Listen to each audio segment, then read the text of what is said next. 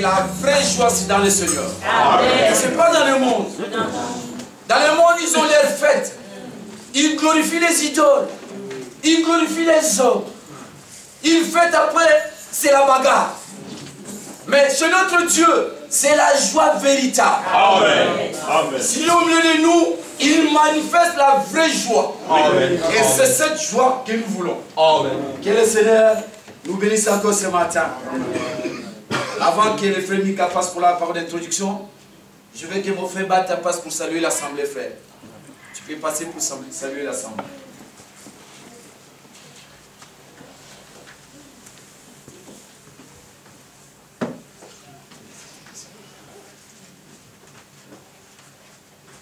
Que le Seigneur bénisse richement. Amen. Nous vous saluons bénissions encore ce matin dans le précieux nom de notre Seigneur et Sauveur Jésus-Christ. Amen. Nos cœurs sont vraiment dans la joie quand nous nous retrouvons parmi nos frères. Amen. Amen. J'étais ici pour la dernière fois, je pense, en 2009-2008. Et Dieu a fait encore grâce que nous pourrons nous retrouver. Amen. Comme nous le savons bien aimés, comme le frère Marc Kibala l'a dit, nous voulons des réunions par lesquelles le Seigneur est présent. Amen. Beaucoup de temps, les gens ont tenu des réunions formalistes, là où les gens viennent par habitude et ils rentrent parce qu'ils savent que je vais voir tel et tel. Et aujourd'hui, il est question des réunions où le Seigneur parle. Amen. Et en retour, il suscite la foi parmi les saints. Alléluia. Cela est écrit dans Psaume 133. Voici qu'il est doux, il est agréable. Et les frères de demeurer ensemble. Amen. Dans ce mot agréable est lié la foi. Hébreux le chapitre 11, versets 5 ou 6. Sans la foi, il est impossible d'être agréable. Amen. Alléluia. Amen. Nous voulons des réunions par lesquelles Dieu parle et en retour il suscite la foi. Amen. Sans la foi, il est impossible de lui être agréable. Amen. Que le Seigneur révolutionne notre foi.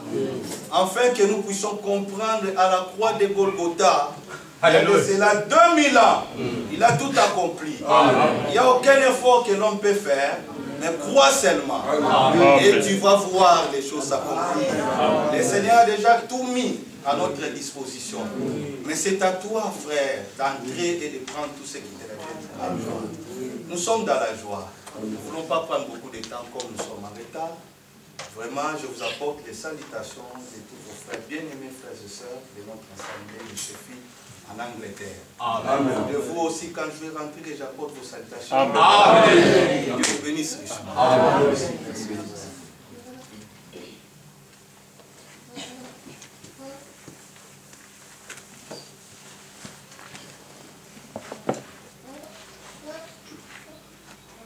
Nous allons lire rapidement pour laisser la place à la parole. Nous allons lire dans Jean chapitre 3 la parole.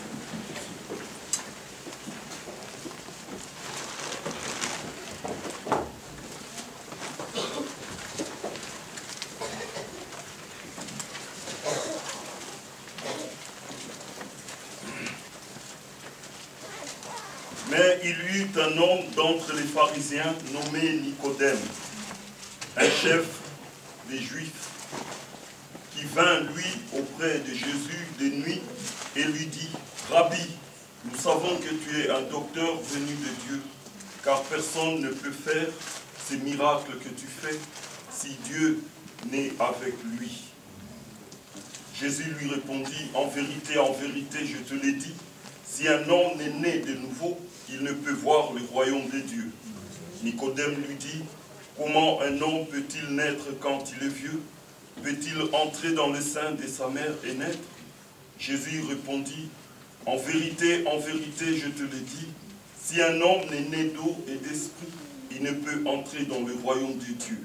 Ce qui est né de la chair est chair, et ce qui est né de l'esprit est esprit.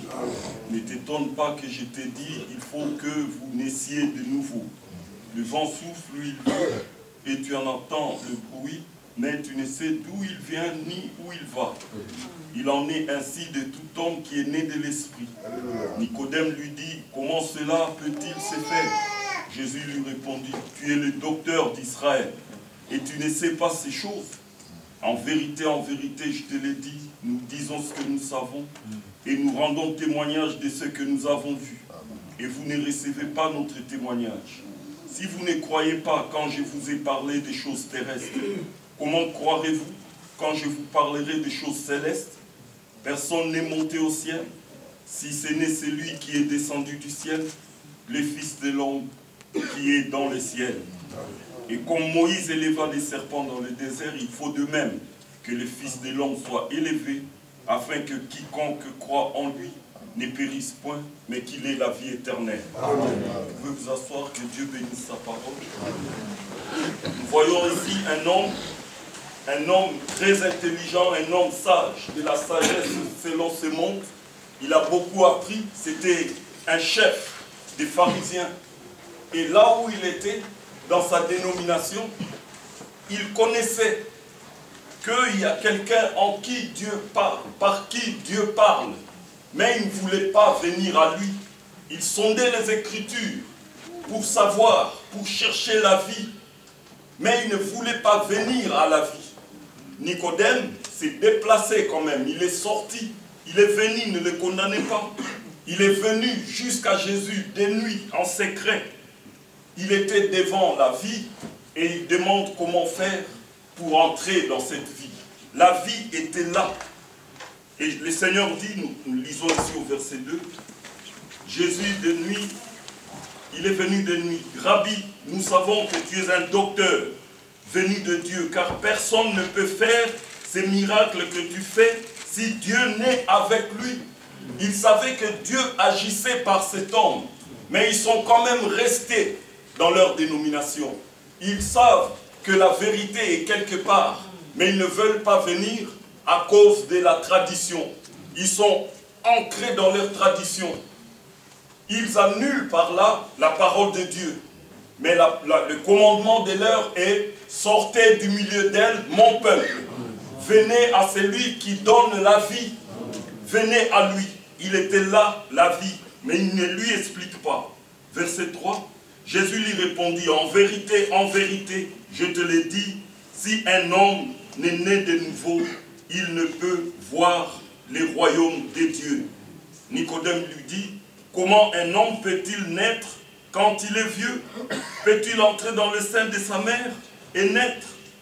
Jésus lui répondit, en vérité, je te l'ai dit, si un homme n'est né d'eau et d'esprit, il ne peut entrer dans le royaume des dieux.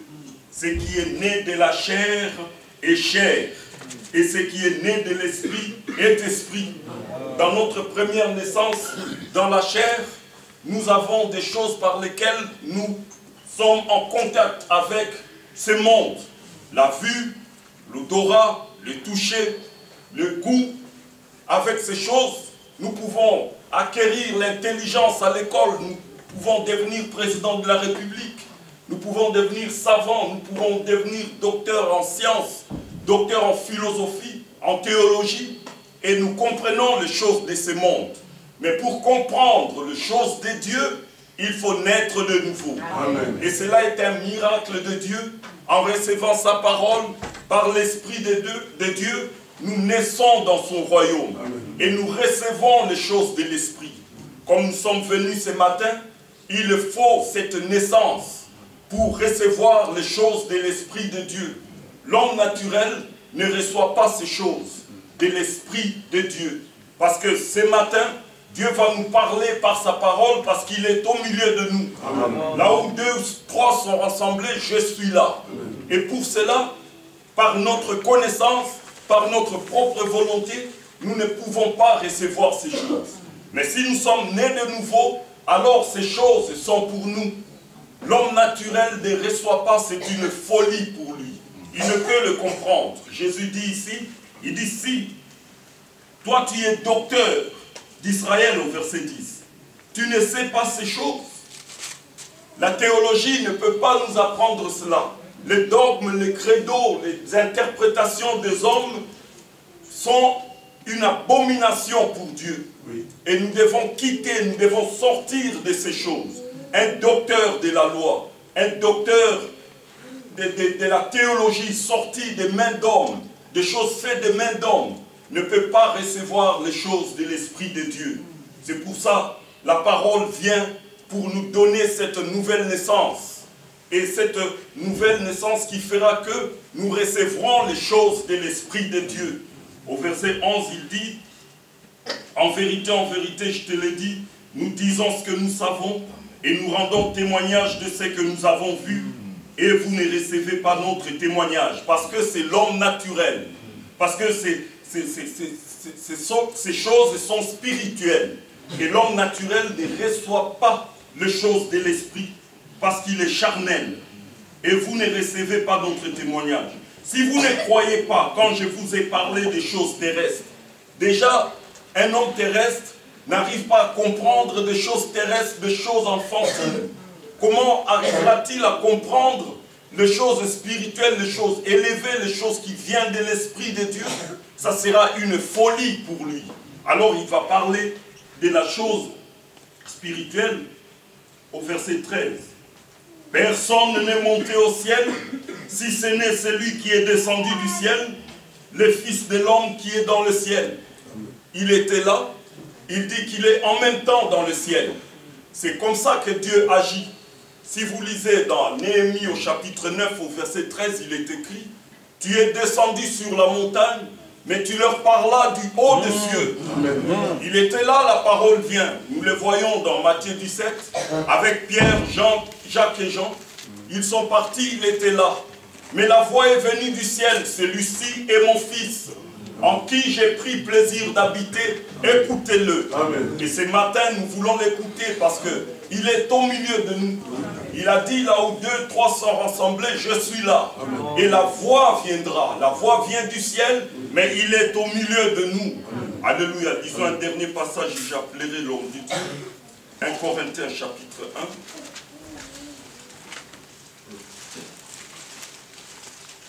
Paul, appelé à être apôtre de Jésus-Christ par la volonté de Dieu, et les frères Sosthène, à l'église de Dieu qui est à Corinthe, à ceux qui ont été sanctifiés en Jésus-Christ, appelés à être saints. C'est à cela que nous sommes appelés. Sanctifie-les par ta vérité, ta parole est la vérité. Amen. Et à tous ceux qui invoquent en quelque lieu que ce soit, comme ici, le nom de notre Seigneur Jésus-Christ, leur Seigneur et le nôtre. Que la grâce et la paix vous soient données de la part de Dieu notre Amen. Père et du Seigneur Jésus-Christ. Lisons au verset 26, verset 30. Or c'est par lui que vous êtes en Jésus-Christ, lequel de par Dieu a été fait pour nous sagesse et justice et sanctification et rédemption, afin que, comme il est écrit, que celui qui se glorifie dans le Seigneur. Amen. Amen. Amen. Chapitre 2. Lisons le chapitre 2.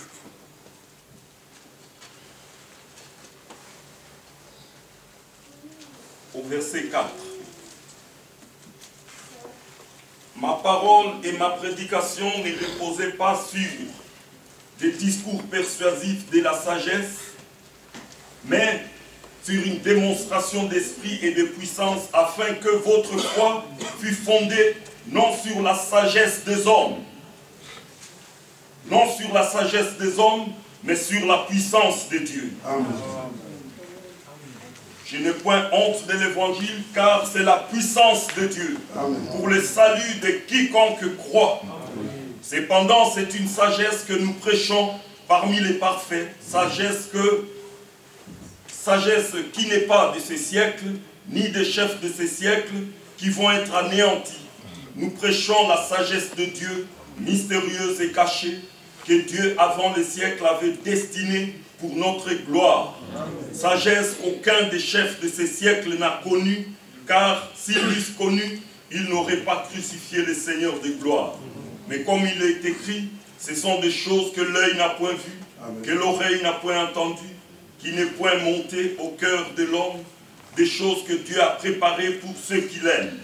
Dieu nous les a révélées par l'Esprit, car l'Esprit sonde tout, même les profondeurs de Dieu. Lisons le verset 15. L'homme spirituel, commençons plutôt au verset 14. Mais l'homme naturel ne reçoit pas les choses de l'Esprit de Dieu, comme Nicodème nous avons vu. Il faut naître de nouveau. Il ne le reçoit pas, malgré son éducation, malgré sa théologie, lui qui était docteur de la loi. Mais il est venu vers le docteur venu de Dieu, qui veut que nous naissions de nouveau pour être des hommes spirituels. Parce qu'il va nous parler. L'homme naturel ne peut pas recevoir ces choses qui vont être dites, parce que c'est une folie pour lui. l'homme naturel ne reçoit pas les choses de l'Esprit de Dieu car elles sont une folie pour lui.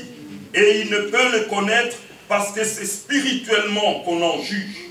L'homme spirituel, au contraire, juge de tout et il n'est lui-même jugé par personne. Car qui a connu les pensées du Seigneur pour l'instruire? Or nous avons la pensée de Christ. Amen. Ayez en vous les sentiments qui étaient en Christ. C'est ce que nous allons recevoir ce matin. Je crois qu'il y a ici des hommes spirituels qui recevront la parole qui vient de l'Esprit. Et parce que s'il est en nous, quand il viendra celui-là, il convaincra le monde en ce qui concerne le péché parce qu'il ne croit pas à la parole. Et il vous conduira dans toute la vérité. Amen. Nous l'avons chanté ici. Conduis-nous Seigneur, conduis-nous dans la vérité. Et c'est là le désir de chacun de nous ce matin. Oui, oui, donnez-moi l'ancien évangile. Donnez-moi l'ancien évangile. Oui, oui, donnez-moi l'ancien évangile. C'est bon pour moi. Il est bon, je n'en veux d'autre, car il m'a fait aimer mon frère. Il met toutes choses à découvert. Il est si bon pour moi. Donnez-moi l'ancien évangile.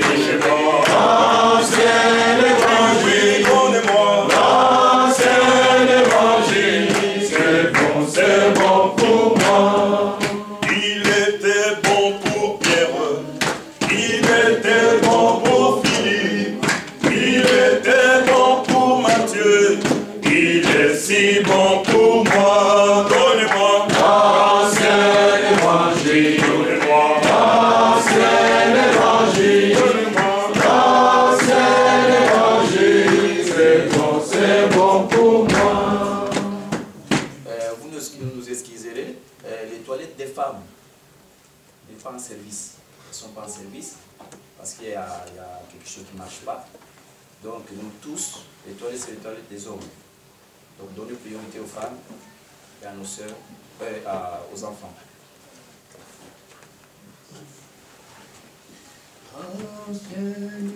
Oui, donnez-moi L'ancien évangile. Donnez-moi L'ancien évangile. C'est bon pour moi. chez moi L'ancien évangile. chez moi L'ancien évangile. L'ancien évangile. C'est bon pour moi. Que Dieu vous bénisse. Amen. Nous allons profiter, nous allons lever, nous allons lire quelques passages.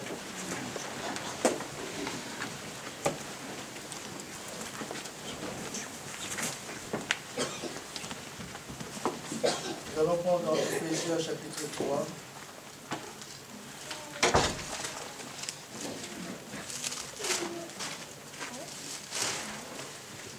Éphésiens chapitre 3. Nous allons commencer à partir du premier verset. À cause de cela, moi, Paul, le prisonnier de Christ pour vous païens, si du moins vous avez appris comment je fais part de la grâce de Dieu qui m'a été confiée pour vous. C'est par révélation que j'ai eu connaissance du mystère sur lequel je viens d'écrire en peu de mots. En les lisant, vous pouvez vous représenter l'intelligence que j'ai du mystère de Christ. Il n'a pas été manifesté au fil des hommes, dans les autres générations, comme il a été révélé maintenant par l'Esprit aux saints apôtres et prophètes de Christ. Ce mystère, c'est que le païen, son cohéritier, forme un même corps et participe à la même promesse en Jésus-Christ par l'Évangile, dont j'ai été fait ministre selon le don de la grâce de Dieu qui m'a été confié, qui m'a été accordé par l'efficacité de sa puissance. À moi qui suis le moindre de tous les saints, cette grâce a été accordée d'annoncer aux païens les richesses insondables de Christ et de mettre en lumière le moyen de faire connaître le mystère caché de toute éternité en Dieu qui a créé toutes choses. Amen. C'est pourquoi les dominations et les autorités dans le lieu céleste connaissent aujourd'hui par l'Église la sagesse infiniment variée des dieux, selon le dessein éternel qu'il a mis à exécution par Jésus-Christ notre Seigneur. En lui, nous avons, par la foi en lui, la liberté de nous approcher de Dieu avec confiance. Amen. Dieu bénit sa parole. Amen. Nous allons prier maintenant. Seigneur Dieu notre Père, merci pour ce matin. Tu as pu de nous réunir en ces lieux pour nous donner tes paroles, nous communiquer les choses qui nous sont nécessaires pour notre préparation. Seigneur, je confesse ma faiblesse, mais nous comptons sur ta puissance. Nous comptons sur ton assistance. Et nous croyons que, Seigneur, toute parole d'homme ne peut apporter que la mort. Oui. Mais il n'y a que ta parole qui donne la vie. Amen. Puisses-tu nous communiquer tes paroles ce matin et révèle-le-nous aussi. Oui. Et accorde-nous de nouvelles expériences avec toi. Nous ne voulons pas sortir de ces lieux tels que nous sommes entrés, mais nous voulons réellement, Seigneur, te connaître encore mieux et plus encore dans la révélation. Oui. Bénis ton peuple réuni, bénis tous qui écoutent de loin et bénis tous tes serviteurs. Dans le nom puissant de Jésus, nous t'avons ainsi prié. Amen. Amen. Amen. Que Dieu vous bénisse. Amen. Et vous pouvez vous asseoir. Je vous salue dans le nom du Seigneur Jésus-Christ. Amen. C'est une grande joie pour moi de vous retrouver encore ce matin parmi vous. Et nous nous laisserons guider et conduire par le Seigneur. Nous-mêmes ici, connaissons nos besoins, connaissons ce qui nous est nécessaire pour ce matin. Et nous allons nous laisser conduire par cela. J'ai pensé peut-être lire une citation de William Branham ou d'Evan Frank, mais je pense qu'il ne fera pas ce matin. Dieu voulant, nous allons nous retrouver le 31. Je pense que le 31, nous serons ensemble et nous aurons une bonne communion ensemble et le Seigneur nous bénira. Amen. Et déjà, par rapport à ce que nous avons lu dans Jean chapitre 3, il y a des choses pour vous dire là-dessus. Le temps est crucial. Nous sommes arrivés vraiment. Nous sommes arrivés vraiment à la fin du temps réparti pour les nations. Amen. Vous savez que Dieu a conçu un plan du salut depuis l'éternité. C'est un plan que lui-même a conçu et lui-même le met à exécution. Et par rapport à ce plan, nous sommes arrivés à l'achèvement. Nous ne devons pas être ignorants de cela. Nous devons vraiment, par la grâce de Dieu, connaître ce plan et comprendre aussi comment Dieu est en train de l'amener à l'achèvement. C'est ça ce que nous avons lu avec vous dans Éphésiens chapitre 3. Paul a parlé de cela. Il a montré que Dieu lui avait confié un ministère. C'était un peu un ministère spécial. Mais dans son ministère, il devait mettre au courant les croyants comment est-ce que Dieu est en train d'exécuter son plan ou son dessein. Vous êtes avec moi? Amen. Dieu a un dessein. Dieu a un plan. Et son plan lui permet d'accomplir le dessein qu'il avait conçu avant même que le monde existe. Amen. Vous savez, même dans le chose terrestre, quand un homme a un projet, avant d'entreprendre son projet, il fait d'abord un planning. Il y a tout un programme.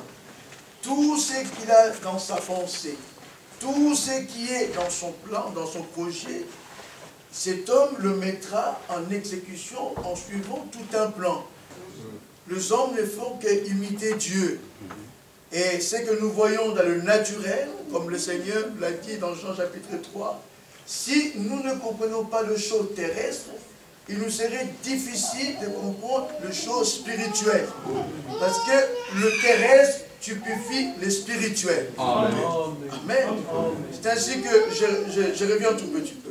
Lorsque nous lisons, je l'avais dit la fois passée, nous, en tant qu'Église épouse, nous devons avoir une compréhension au-delà de ce que toutes les autres personnes ont. Pourquoi? Parce que Dieu nous a introduits dans son secret. Nous sommes l'épouse. C'est à l'épouse que le Christ a tout révélé. Amen. Il ne l'a pas révélé à ceux qui sont à l'extérieur, mais il nous a révélé tout ce qui est contenu dans son dessein. Voilà pourquoi dans Jean 15, dans Jean chapitre 15, est-ce que tu peux augmenter un petit peu le volume du micro, parce que je ne saurais pas crier. Allons dans Jean chapitre 15. Le verset 15 nous dit: je ne vous appelle plus serviteur, parce que le serviteur ne sait pas ce que fait son maître. Mais je vous ai appelé ami, parce que je vous ai fait connaître tout ce que j'ai appris de mon Père. Amen. En d'autres termes, je vous ai révélé. Faire connaître, c'est révéler. Amen. Donc, je vous ai révélé tout ce que j'ai appris de mon Père. Donc, nous comprenons que, étant Église épouse, nous devons comprendre et connaître ce que Dieu a préparé pour nous. Amen. Mais aussi, la manière dont Dieu est en train de réaliser et d'accomplir ces choses. C'est ainsi que dans Éphésiens chapitre 3, l'apôtre Paul parle de cela. Il dit que, relisons cela. Éphésiens chapitre 3.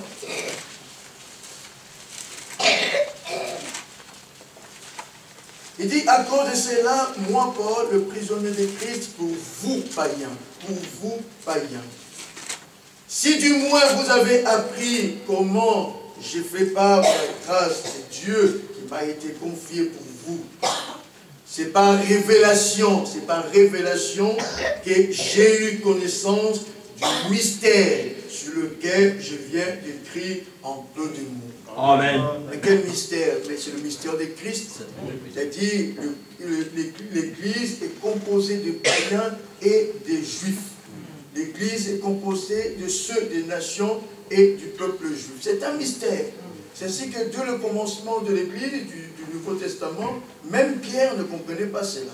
Les apôtres ne comprenaient pas cela de telle manière. Lorsque Pierre a reçu l'appel ou la demande d'aller vers Corneille, mais Pierre hésitait. Parce que Corneille, c'était un païen. Or, eux, ils avaient cette compréhension que le juif ne pouvait même pas collaborer ou s'entretenir avec des païens. Mais la dispensation avait changé. Cela était valable avant la mort de Golgotha. Alléluia. Mais lorsque Christ il est mort à Golgotha, la Bible dit c'était enfin de réunir dans un seul corps tous les enfants de Dieu dispersés. Amen. Les enfants de Dieu d'entre les nations et les enfants de Dieu d'entre les juifs. Mais les disciples, même les apôtres, même Pierre, au départ, ils ne comprenaient pas cela. Il aurait fallu que Dieu lui-même puisse l'instruire. Le Saint-Esprit, le Seigneur lui a parlé en disant, ne te retiens pas, va avec ces peuples. Amen. Et Pierre rend témoignage, Dieu m'a appris, Dieu m'a enseigné, Dieu m'a révélé. Amen. De telle manière que je ne regarde pas, ce que lui, Dieu a déclaré pur comme étant impur. Dieu aussi doit nous enseigner. Il doit nous révéler de nous regarder les uns les autres comme lui-même il nous regarde. Il nous regarde tous au travers du sang de Jésus-Christ. C'est ainsi que Paul pouvait dire, nous ne connaissons plus personne selon la chair. Si nous nous connaissons autrefois selon la chair, mais plus personne, plus maintenant. Nous devons nous voir les uns les autres au travers du sang de Jésus-Christ. Quand tu vois ton frère au travers du sang, tu ne verras pas ses manquements, mais tu verras que c'est un racheté. Amen. Un racheté, c'est un bien-aimé. Et nous sommes le bien-aimé du Seigneur. Amen. Alors, Pierre a reçu cette révélation. C'est ainsi que Pierre était allé chez le païen pour prêcher la première fois la parole. Mais la Bible dit que à son retour à Jérusalem, Mais le frère d'entre les Juifs, ils l'ont reproché de cela. Ils l'ont reproché. Mais tu es allé chez le païen, tu as mangé avec le païen, et tu t'es entretenu avec le païen, en quelque sorte, mais c'était quelque chose à ne pas faire. Mais comme lui, il avait déjà reçu la révélation, oui, et que les autres, ils n'en avaient pas encore reçu, il faut être tolérant aussi. Oui, oui. Il faut être patient. Oui. Parce que celui qui donne la révélation, c'est Dieu lui-même. Amen. Et il nous accorde la révélation autant que lui-même le veut. Amen. Alors si ton frère n'a pas encore reçu la révélation que toi tu as, soyez patient. Amen. Soyez patient. Alléluia. Je suis convaincu, oui, que avant que nous prenions part à l'enlèvement, tous les élus, nous arriverons tous à la connaissance parfaite du Fils de Dieu. Amen. Amen. Amen. Pierre, par rapport à cette visite chez Corneille, Pierre va dire quelque chose dans Actes Apôtres, chapitre 15. Je vais retourner dans Éphésiens 3, mais allons dans Actes Apôtres, chapitre 15.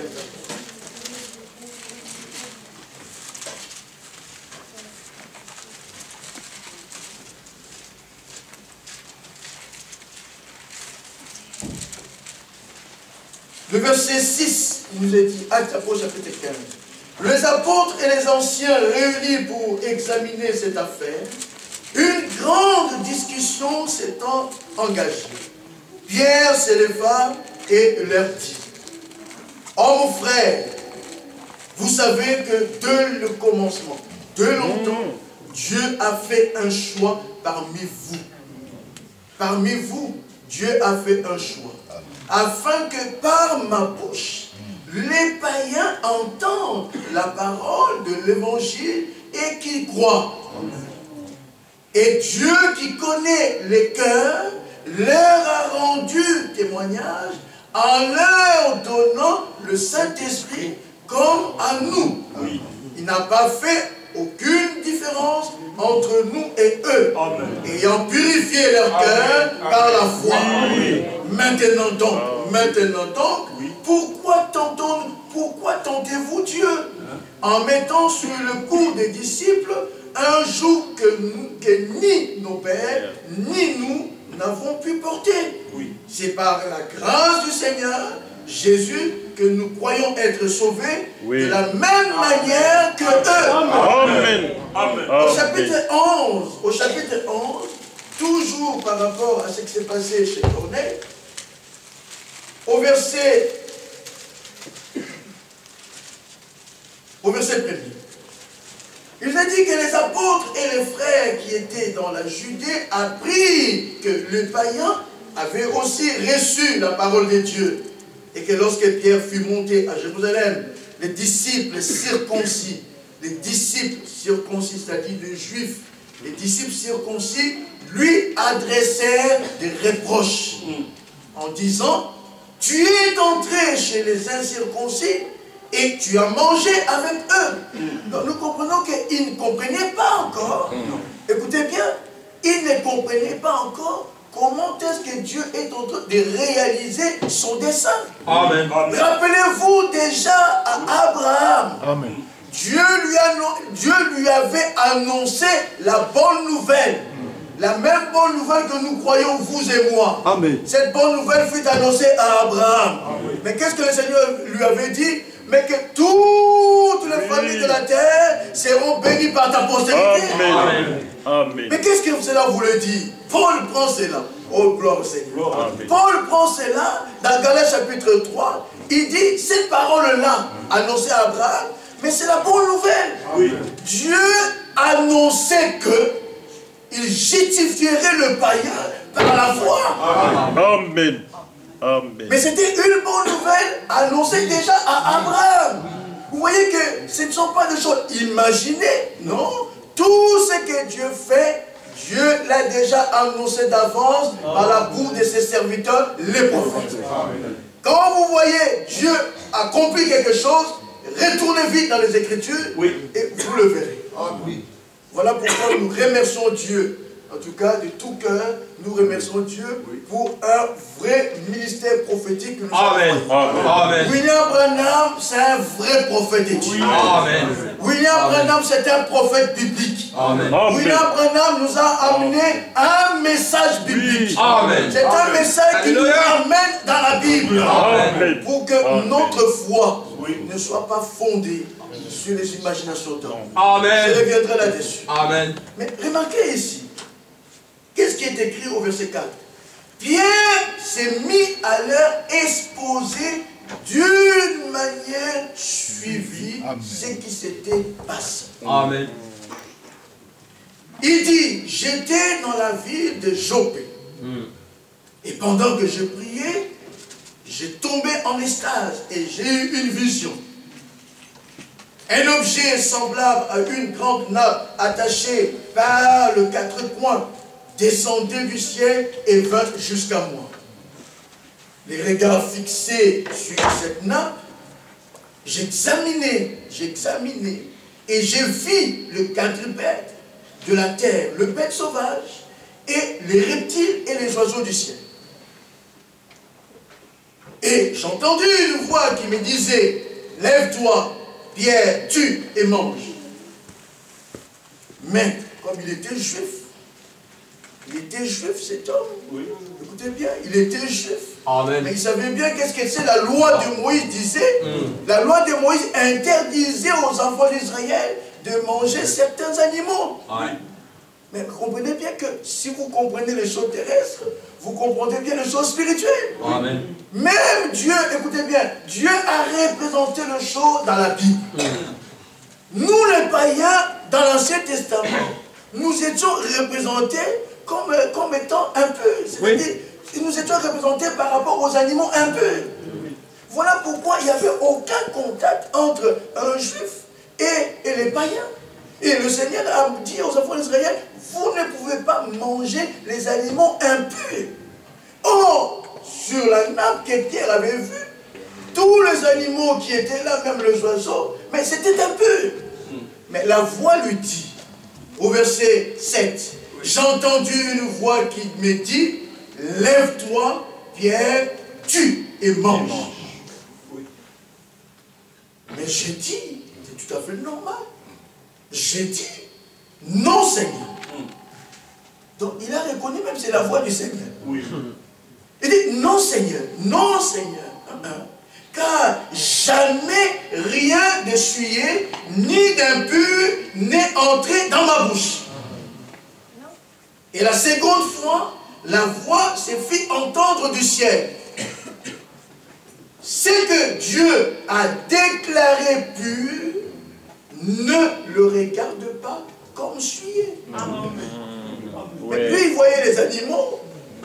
Les animaux étaient souillés, c'était déclaré souillé un peu. Mais on lui dit, tu es mange. Lui, il répond exactement au Seigneur selon la parole, selon la loi qu'il avait donnée. Mais le Seigneur lui dit, vous voyez que la dispensation a changé. La dispensation a changé. Mais ils n'avaient pas remarqué cela. Mais Golgotha, c'est un Golgotha. Que les choses n'ont pas changé. Vous allez constater qu'avant Golgotha, le Seigneur a dit à ses disciples, allez prêcher la bonne nouvelle, l'évangile, que aux brebis perdues d'Israël.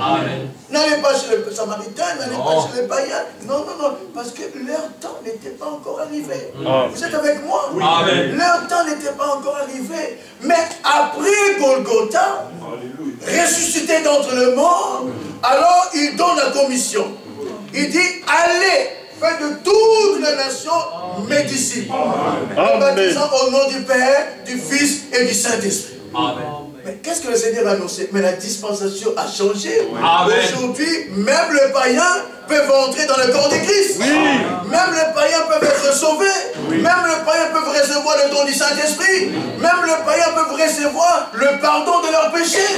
Mais j'insiste bien que Dieu travaille suivant un plan. Vous voyez qu'il ne fait pas de choses pêle-mêle. Non. Premièrement, il commence avec Israël.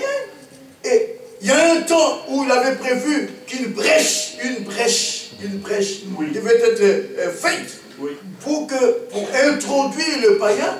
Là, nous sommes dans la période, vous êtes avec moi, hein? Oui. Amen. Amen. Plaisant. Nous sommes dans la période entre la 69e semaine de Daniel et la 70e semaine de Daniel. Amen. Ça, c'est la brèche que Dieu avait faite pour introduire le païen. Amen. Afin que nous, les païens, nous soyons sauvés, que nous puissions recevoir la bénédiction d'Abraham. Amen. Amen. C'est ça. Mais, même Pierre, ici, Pierre n'a pas encore compris. Oui. Il aurait fallu l'intervention divine. Il aurait fallu la révélation venant d'en haut. Le Seigneur lui dit maintenant, il dit, je reprends le verset 10. Il dit, Pierre dit, cela arriva jusque 3 fois. Puis, tout est retiré dans le ciel. Verset 12 maintenant. L'Esprit me dit, non, verset 11, et voici, jusqu'à ce que, plutôt, écoutez bien, juste au moment où la nappe est partie, la vision s'est terminée, mais devant la porte de Pierre, il y a 3 païens qui sont venus. Verset 11, voici aussitôt 3 hommes envoyés de Césarée vers moi, se présentèrent devant la porte de la maison où j'étais. Vous savez bien comment ces hommes ont retrouvé la maison de Pierre. Parce que les instructions leur ont été déjà données par le Seigneur, Dieu lui-même. Oui. Dieu connaît nos maisons, il connaît nos endroits, écoutez bien, il connaît nos familles, il connaît nos noms, il connaît tout ce qui nous concerne. Ce n'était pas Pierre qui avait donné son adresse, mais c'est Dieu qui avait donné l'adresse de Pierre. Amen. Et Dieu ne se trompe pas. Lorsqu'ils sont venus à cet endroit, il fallait qu'ils trouvent Pierre. Et verset 12, l'Esprit me dit de partir avec eux sans hésiter. Les 6 hommes que voici m'accompagnèrent et nous entrâmes dans la maison de Corneille. Cet homme nous raconta comment il avait vu dans sa maison, l'ange se présenta à lui et disant, envoie quelqu'un à Joppé et fais venir Simon surnommé Pierre, même le surnom, surnommé Pierre, écoutez, qui te dira des choses par lesquelles tu seras sauvé, toi et toute ta maison. Lorsque je me fus mis à parler, le Saint-Esprit descendu sur eux, comme sur nous au commencement. Regardez, sur eux, c'est-à-dire le païen, comme sur nous au commencement. Nous qui? Mais nous les Juifs. Donc vous voyez que le don du Saint-Esprit, Dieu l'accorde aux païens et même aux Juifs. Mais qu'est-ce que nous voulons parler avant que nous entrions dans ce que nous allons voir par la grâce de Dieu? Nous essayons de montrer que le temps que Dieu a attribué aux nations a eu un commencement. Amen. Et c'est là que nous voyons le commencement de cela. Mais aussi, ce temps doit avoir une fin. Amen. Et nous constatons, selon les prophéties bibliques, mais notre temps est terminé. Amen. Oui. Notre temps est terminé. Amen. Si vous êtes très attentifs, voyant les événements modernes qui surgissent maintenant, nous devons maintenant prendre des gardes. Amen. Remarquez que les décors commencent à se poser. Les décors de choses qui vont se passer après notre enlèvement. Oui. Vous savez que, entre guillemets, je ne vais pas entrer dedans. C'est la parole prophétique. Je passerai par-dessus, mais vous savez que l'Écriture déclare que, après l'enlèvement, que toutes les nations vont se liguer contre Jérusalem. Oui. Mais qu'est-ce que nous avons vu ces derniers temps? Qu'est-ce que nous avons observé? Mais le fait simplement de la déclaration de Donald Trump, mais a révélé les intentions qui sont dans le cœur des hommes. Amen.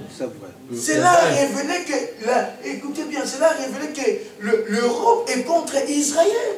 Cela a révélé que beaucoup de nations sont vraiment contre Israël. C'est vrai. Nous savons bien que le statut de Jérusalem ne sera pas réglé par Trump, non, ni par la déclaration de Trump, ni par la déclaration de Macron, mais nous savons que cela doit passer nécessairement par l'alliance de 7 ans. Oui. Et vous savez bien que l'alliance de 7 ans, c'est ça la 70e semaine de Daniel. Oui. Lorsque la 70e semaine de Daniel va commencer, nous prenons par la main. Amen. William Branham dit, nous ne verrons même pas cette alliance-là. Nous ne prendrons pas, ça se chevauche. Nous prenons pas et l'alliance est conclue. Amen. Mais l'alliance, ça sera entre le Vatican et Israël et les autres pays. Mais aujourd'hui, bien mes frères, nous voyons les décors se poser. Ce qui veut dire, toi et moi, oui. Nous devons maintenant prendre garde. À propos, je vais m'attarder un tout petit peu. À propos de Jérusalem ou du pays d'Israël, bien mes frères et sœurs, ce n'est pas un homme qui a créé le monde, mais c'est Dieu qui a créé toutes choses. Regardez ce qu'il va dire dans Jérémie chapitre 27. Jérémie 27, verset 5. Il dit, c'est moi, c'est-à-dire moi l'Éternel, moi Yahvé, moi le Seigneur. C'est moi qui ai fait la terre, les hommes et les animaux qui sont sur la terre. Par ma grande puissance et par mon bras étendu. Il ne s'arrête pas là, virgule, et il dit, je donne la terre à qui cela me plaît. Amen. Je donne la terre à qui cela me plaît.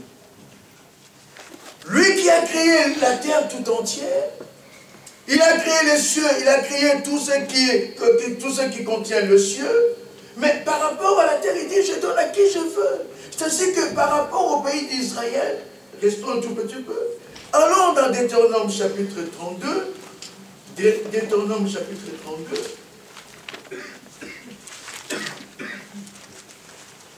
verset 8.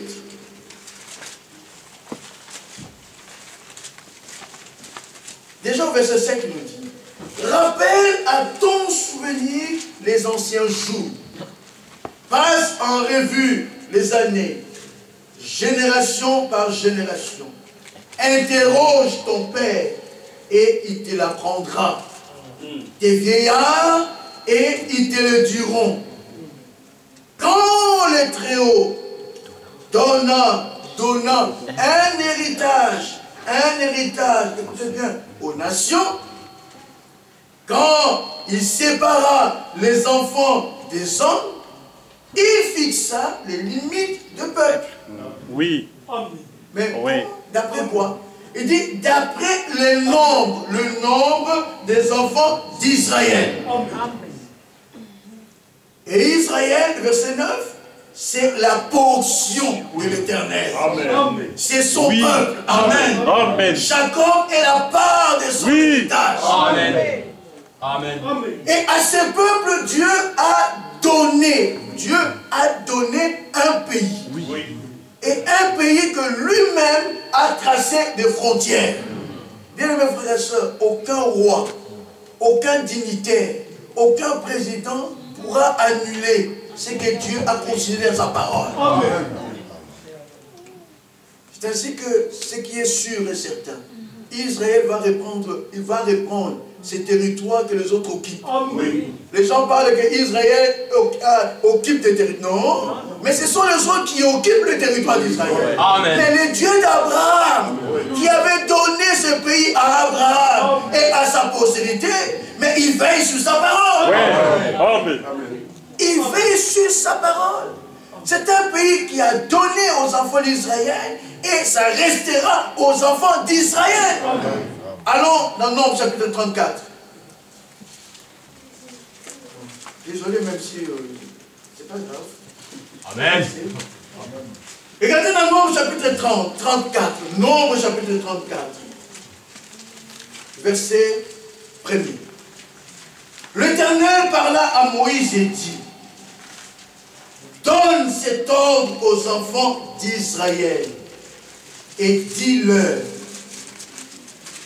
quand vous serez entrés dans le pays des Canaan, ces pays, écoutez bien, ces pays deviendra votre héritage. Amen. Amen. Amen.